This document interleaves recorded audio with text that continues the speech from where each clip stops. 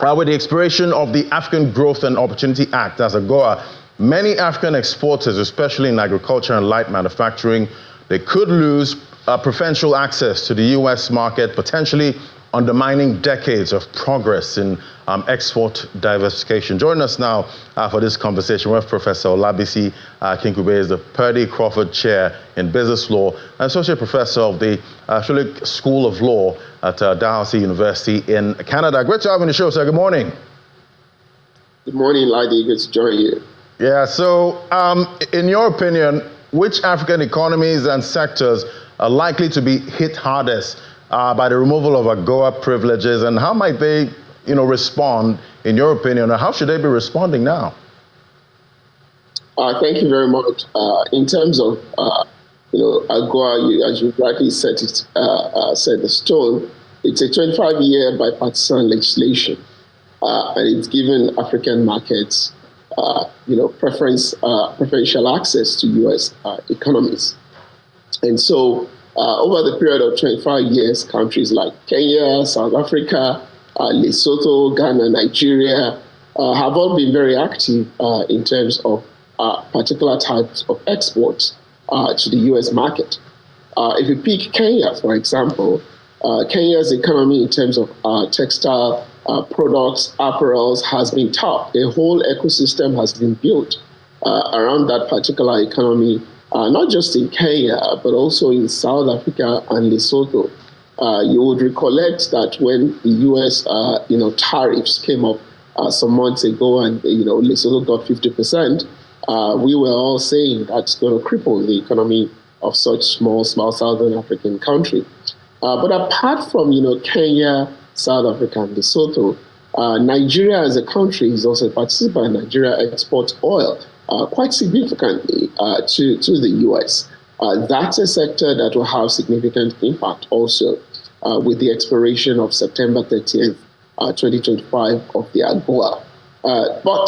But there's slim hope that is being reported that there might yet be a year's extension. No confirmation of that has been issued by the U.S. Trade Commission or body. Now, moving on and thinking beyond, these impacts on these countries, what we have to think about is, the specific implications that they have. Number one is that there will be significant job losses. Apparel production and export, or oil, all the products that these countries trade under AGOA are suddenly going to disappear. That means, people are not going to be able to work because they are now going to have to pay the tariffs that are applicable under the Trump tariff, right? So they don't have any preference any longer. And this will be in addition to, what they do under the most favored nation principle of the World Trade Organization. So African countries...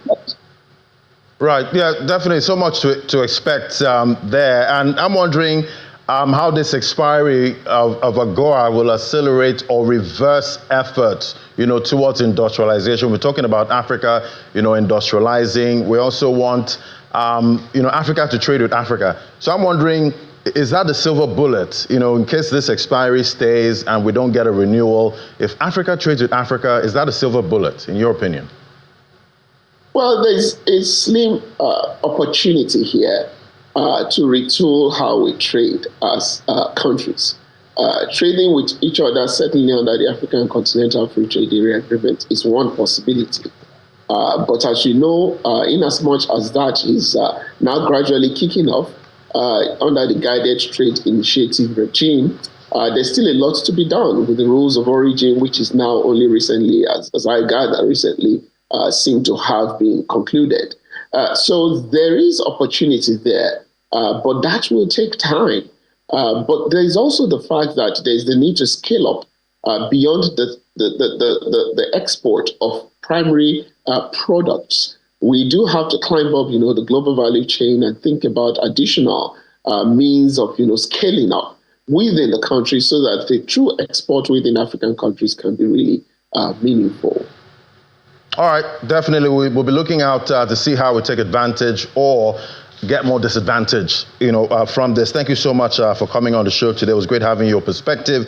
That's Professor Olabisi Akungbe, Purdy Crawford Chair in Business Law and Associate Professor at the Shoreditch School of Law at Dalhousie University in Canada. Thank you so much, sir. Thank you very much.